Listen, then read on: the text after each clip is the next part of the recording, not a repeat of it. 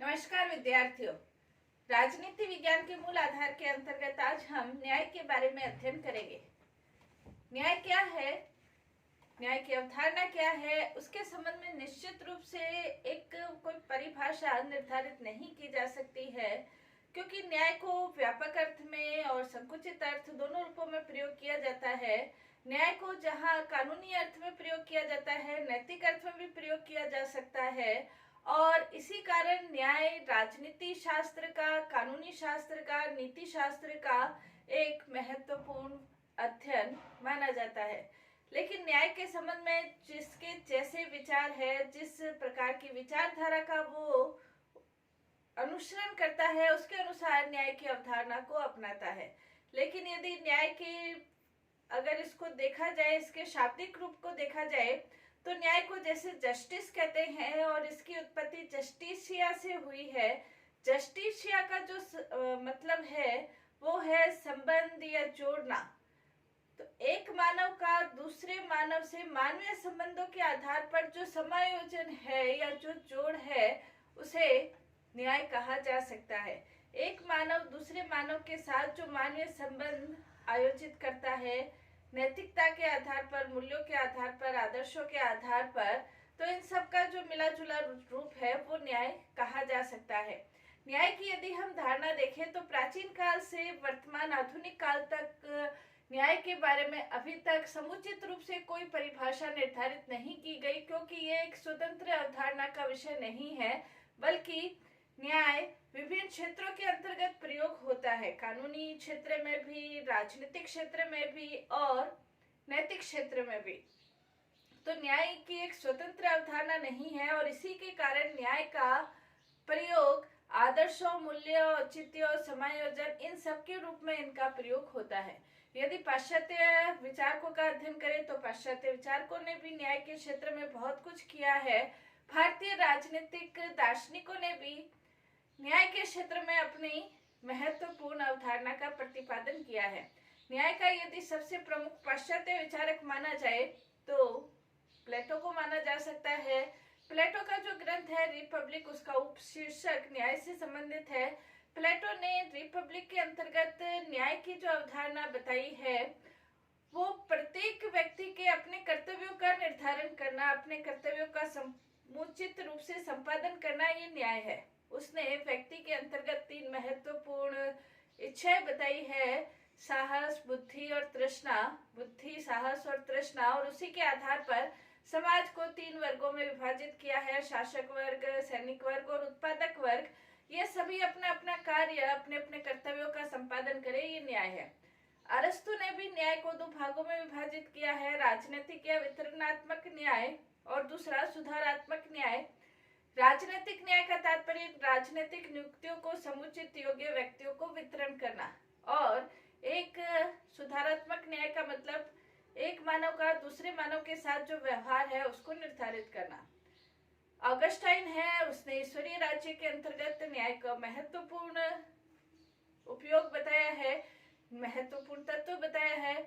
Augustine ने ये कहा है कि यदि जिस राज्य में न्याय नहीं है तो वो राज्य डाकुओं का झुंड बन जाएगा। एक्विनास है, एक्विनास ने भी कानून और न्याय को परस्पर संबंधित करते हुए माना है कि सर्व कल्याण की ये भावना है।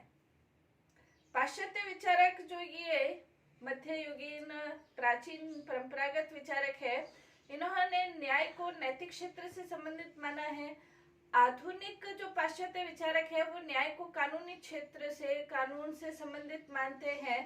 भारतीय राजनीतिक विचारकों के चिंतन में यदि हम न्याय का तत्व देखें तो भारतीय राजनीतिक चिंतकों के अंतर्गत मनु है, कौटिल्य है, शुक्र है, बृहस्पति है, सोमदेव है। इन सब ने न्याय का उस समय भी, प्राचीन समय में भी न्याय की आधुनिक अवधारणा को प्रतिपादित उस समय भी कर दिया था। मनु ने मनुस्मृति के अंतर्गत न्याय को 2 रूपों में, जिसे आज हम दीवानी और फौजदारी विभाजन कहते हैं, उन्होंने मनुस्मृति के अंतर्गत उस समय न्याय का प्रतिपादन कर दिया था। कौटिल्य ने भी अपने ग्रंथ अर्थशास्त्र के अंतर्गत कंटक शोधन और धर्म स्थलीय 2 प्रकार के न्यायालयों का जो विभाजन किया है, वो भी आधुनिक अवधारणा से संबंधित संबंधित माना जा सकता है, तो प्राचीन भारतीय विचारकों ने जहां न्याय को नैतिकता से संबंधित माना है, वहां आधुनिक अवधारणा कानून से भी संबंधित माना है। आधुनिक अवधारणा के तत्व भारतीय राजनीतिक विचारकों के अंतर्गत उस समय भी देखने को मिलते हैं। कहने का तात्पर्य यह है कि न्याय जो शब्द है वो नैतिकता से संबंधित है, वहीं न्याय का संबंध कानून से भी है। आधुनिक युग के अंतर्गत यदि हम देखें तो न्याय को कानून की व्यवस्था के एक भाग के रूप में ही देखा जाता है, लेकिन न्याय की यदि परिभाषा देखी जाए तो न्याय के अंतर्गत जैसे जे.एस. मिल ये कहते हैं कि न्याय नैतिक नियमों के कतिपय सूत्रों का नाम है। नैतिक नियमों के कतिपय सूत्रों का नाम है जो अधिक स्पष्ट रूप से मानव कल्याण की आवश्यकताओं से संबंधित है और इसी कारण जीवन के पथ प्रदर्शन के लिए किन्हीं भी अन्य विषयों की तुलना में वह अधिक निश्चित दायित्व है। अन्य जो तत्व है जो व्यक्ति का पथ प्रदर्शन करते हैं, उनसे न्याय कहीं अधिक ज्यादा महत्वपूर्ण तत्व कहा जा सकता है। न्याय के क्षेत्र में यदि मैरियम की परिभाषा देखा जाए तो मैरियम ने न्याय को परिभाषा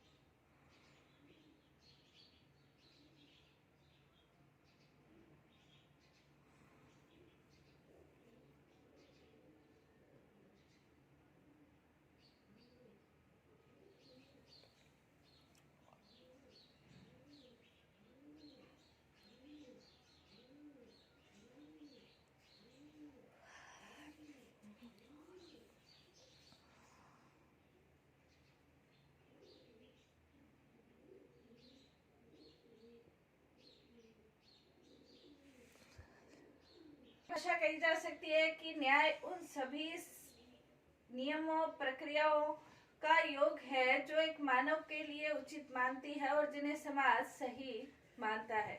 एक मानव के लिए जो आवश्यक है और जिन्हें समाज उचित मानता है, वो वास्तव में न्याय है। तो न्याय के अंतर्गत हम इतने परिभाषित करने के बाद इस निष्कर्ष पर पहुंचे कि न्याय वास्तव में दो रूपों में निर्धारित किया जा सकता है। एक न्याय का व्यापक अर्थ है और एक न्याय का संकुचित अर्थ है। व्यापक अर्थ के अंतर्गत न्याय में सभी प्रकार के नियम, आदर्श, आचरण, मूल्य, औचित्य, समायोजन, सहकारिता, ये सब चीजें न्याय के व्यापक अर्थ के अंतर्गत आ जाती है। यानी कि वो सब तत्व, वो सब मूल्य जो व्यक्ति के कल्याण और समाज के कल्याण के लिए आवश्यक है, वो न्याय के व्यापक अर्थ में प्रयोग किए जा सकते हैं। संकुचित अर्थ में जो न्याय का अर्थ है, वो जो आम व्यक्ति जिसका अर्थ समझते हैं, यानी कि जो कानून से संबंधित है, अदालतों से संबंधित है, न्याय की प्रक्रिया से संबंधित है, वो न्याय का संकुचित अर्थ। और व्यापक अर्थ में न्याय सभी मूल्यों, आचरणों, कल्याण से संबंधित न्याय बन जाता है। न्याय के अंतर्गत कुछ तत्व आवश्यक है कि जहां भी न्याय है उसके लिए कुछ आधारभूत सिद्धांतों की, आधारभूत तत्वों की आवश्यकता होती है। पहला, न्याय के लिए आवश्यक है कि न्याय में सत्यता हो। कहीं भी न्याय के लिए आवश्यक है कि न्याय सत्य जो तथ्य हैं उन पर आधारित होना चाहिए, सत्य सिद्धांतों पर आधारित होना चाहिए। झूठे सिद्धांतों, झूठे प्रमाणों के आधार पर यदि न्याय निर्धारित किया जाता है तो वो न्याय नहीं कहा जा सकता है। दूसरा, इसके अंतर्गत मूल्यों की आधारभूत क्रम की सामान्यता, यानी कि मूल्यों की न्याय के अंतर्गत ये है कि किसी एक व्यक्ति के अंतर्गत यदि आपने किसी सजा का निर्धारण किया है, किसी अपराध के लिए किसी सजा किसी व्यक्ति को मिली है, दूसरे व्यक्ति को उसी अपराध के लिए उस प्रकार की सजा का निर्धारण करके अन्य कोई आधार निर्धारित किया जाए तो वास्तव में न्याय नहीं कहा जा सकता है। आधारभूत मूल्यों के क्रम की सामान्यता का मतलब ये है कि सभी व्यक्तियों के लिए जो न्याय है वो समान रूप से, समान प्रक्रिया के आधार पर, बिना किसी भेदभाव के निर्धारित होना चाहिए। और एक घटना या परिस्थिति के लिए जो न्याय है, वही घटना परिस्थिति यदि दोबारा है तो उस संबंध में वही न्याय होना चाहिए। तो सामान्यता होनी चाहिए। तीसरा, इसके अंतर्गत कानून के समक्ष सभी व्यक्ति समान हो। न्याय के अंतर्गत कानून की अवधारणा है कानून के द्वारा किसी भी व्यक्ति के साथ, बड़ा है छोटा है, उच्च पद पर है, निम्न पद पर है या किसी पद पर नहीं भी है, तो सभी के साथ कानून का जो व्यवहार है वो समान रूप से होना चाहिए। नेक्स्ट है स्वतंत्रता। न्याय के अंतर्गत ये भी स्वतंत्रता भी शामिल है। कानून के द्वारा इस प्रकार की किसी भी नियमों का प्रतिपादन या कानूनों का प्रतिपादन नहीं किया जाना चाहिए जो व्यक्ति की स्वतंत्रता का आघात करते हो या स्वतंत्रता को बाधित करते हो। यदि कोई ऐसा कानून है जो व्यक्ति को स्वतंत्र रूप से अपने व्यक्तित्व विकास के लिए बाधा उत्पन्न करता है तो उसे हम न्याय नहीं कह सकते हैं। इसके अलावा प्रकृति की अनिवार्यता के प्रति सम्मान होना चाहिए। न्याय के अंतर्गत यदि कोई आदेश, नियम निर्धारित किए जाते हैं तो वो प्रकृति का सम्मान करते हुए निर्धारित किए जाने चाहिए। जैसे कोई व्यक्ति है, वो जिस कार्य करने के योग्य नहीं है उसके लिए उस प्रकार का आदेश निर्धारित किया जाए तो वो कार्य वो करने में सक्षम नहीं है तो उसको वो आदेश न्याय नहीं बल्कि उसके लिए वो आदेश अन्याय बन जाता है। तो ये प्रकृति का जो सम्मान है उसको सम्मान करते हुए उसका कार्य किया जाना चाहिए। जैसे राज्य के द्वारा कई बार वृद्ध है, अपंग व्यक्ति है, विकलांग है जो कार्य करने में सक्षम नहीं है, उनके लिए विशेष सुविधाएं प्रदान की जाती है ताकि वो अपने जीविकोपार्जन कर सके या अपना जीवन सरलता पूर्वक व्यतीत कर सके। दूसरी तरफ कुछ ऐसे व्यक्ति हैं जो कि स्वस्थ है, सबल है और वो कार्य करने में सक्षम है। ऐसे व्यक्ति ये सोचे कि हमें भी उन प्रकार की सुविधाएं मिले तो वो न्याय नहीं होकर वो अन्याय बन जाता है। कहने का तात्पर्य ये है कि व्यक्ति प्रकृति की अनिवार्यता को समझकर उसका सम्मान करते हुए न्याय की भावना का आदर किया जाना चाहिए, न्याय प्रतिपादित किया जाना चाहिए। तो न्याय के अंतर्गत चाहे वो प्राचीन न्याय हो, चाहे वो आधुनिक न्याय हो, चाहे न्याय का विस्तृत रूप है, संकुचित रूप है, न्याय के अंतर्गत ये आधारभूत तत्व सत्य, मूल्य, समानता, स्वतंत्रता और प्रकृति के प्रति सम्मान, ये सभी मूल्य आवश्यक रूप से होने चाहिए। नेक्स्ट यदि हम देखें तो न्याय के विविध रूप है। न्याय सिर्फ कानूनी रूप से न्याय नहीं है बल्कि वास्तविक रूप में न्याय सभी क्षेत्रों से संबंधित है। सामाजिक क्षेत्र, आर्थिक क्षेत्र, न्यायिक क्षेत्र, सभी क्षेत्रों से संबंधित न्याय है। और जब न्याय का स्वरूप सभी क्षेत्रों में विद्यमान रहता है तभी वास्तविक रूप में न्याय की प्राप्ति संभव है। वरना आर्थिक क्षेत्र में यदि न्याय की प्राप्ति नहीं है तो आप राजनीतिक न्याय की कितनी बड़ी बातें कर ले, लेकिन वास्तविक रूप में न्याय की प्राप्ति नहीं हो सकती है। तो न्याय की धारणा के क्या रूप है, विविध रूप क्या है, उसके बारे में हम अध्ययन करेंगे। पहला है नैतिक न्याय। नैतिक न्याय का तात्पर्य यह है कि न्याय के अंतर्गत जो नैतिक मूल्य हैं वो शामिल होने चाहिए। जैसे सत्य है, परोपकार है, सहयोग है, सम्मान है, ये जो नैतिक तत्व है ये शामिल होने चाहिए। अगर ये नैतिकता न्याय के अंतर्गत नहीं है तो न्याय की कितनी भी बड़ी परिभाषा निर्धारित की जाए, कितनी भी कोशिश की जाए, वो न्याय वास्तव में प्राप्त नहीं हो सकता। नैतिकता अलग चीज है, नैतिक न्याय अलग चीज है। नैतिकता एक बहुत व्यापक शब्द है और नैतिकता के अंतर्गत नैतिक न्याय उसमें शामिल एक तत्व है। तो नैतिक न्याय का तात्पर्य जिसमें नैतिक मूल्य निर्धारित किए जाए। और जब न्याय के अंतर्गत नैतिकता निर्धारित की जाती है, नैतिक मूल्य निर्धारित किए जाते हैं, तो व्यक्ति का जो आचरण है वो मानवीय संबंधों को एक उच्च स्तर तक ले जाता है। और मानवीय संबंध जब उच्च स्तर तक आते हैं तो वो मानव कल्याण और समाज के कल्याण दोनों के लिए उत्तरदायी बनते हैं। और जहां मानव कल्याण और समाज के कल्याण के लिए प्रयास होते हैं तो उस राज्य के अंतर्गत, वहां की व्यवस्था के अंतर्गत जो न्याय है वो स्वयं सिद्ध हो जाता है। तो नैतिक न्याय का मतलब नैतिक मूल्यों, नैतिक आचरण, नैतिक आदर्शों का प्रतिपादन करते हुए, पालन करते हुए न्याय की अवधारणा को मानना है। नेक्स्ट है कानूनी न्याय। कानूनी न्याय का संबंध कानूनी व्यवस्थाओं से है, कानून से है। और कानूनी न्याय के अंतर्गत एक संकुचित धारणा न्याय की हम कह सकते हैं, जिसके अंतर्गत अंतर्गत अमुक अगर किसी ने अपराध किया है, किसी धारा के अंतर्गत किसी व्यक्ति ने अपराध किया है, उसके अंतर्गत उसको क्या प्रकार की सजा प्राप्त होती है, उस सजा का प्रावधान अदालती कार्रवाई, अदालतों की व्यवस्था, न्यायालयों की व्यवस्था, न्यायाधीशों की व्यवस्था, कानून की व्यवस्था, कानून का प्रतिपादन, कानून का संहिताकरण, ये सब चीजें कानूनी न्याय के अंतर्गत आती है। नेक्स्ट इसके अंतर्गत राजनीतिक न्याय। राजनीतिक न्याय का तात्पर्य राजनीतिक रूप से सभी व्यक्तियों के साथ समान व्यवहार किया जाए। राजनीतिक न्याय के अंतर्गत सभी व्यक्तियों को शासन कार्यों में भाग लेने का समान अधिकार प्रदान किया जाए और राजनीतिक रूप से जो सुविधाएं व्यक्तियों को प्राप्त है वो सभी व्यक्तियों को समान रूप से राजनीतिक सुविधाएं प्राप्त की जाए, ये राजनीतिक न्याय कहा जा सकता है। इसके अंतर्गत प्रत्येक व्यक्ति को मत देने का अधिकार, प्रत्येक व्यक्ति को निर्वाचित होने का अधिकार, उम्मीदवार बनने का अधिकार, इसके अलावा सरकार की आलोचना करने का अधिकार, संघ बनाने का अधिकार, राजनीतिक न्याय के अंतर्गत अपने विचार और अभिव्यक्ति की स्वतंत्रता का अधिकार, अपने विचारों को प्रकट करने का अधिकार, ये सभी राजनीतिक न्याय के अंतर्गत आ सकते हैं।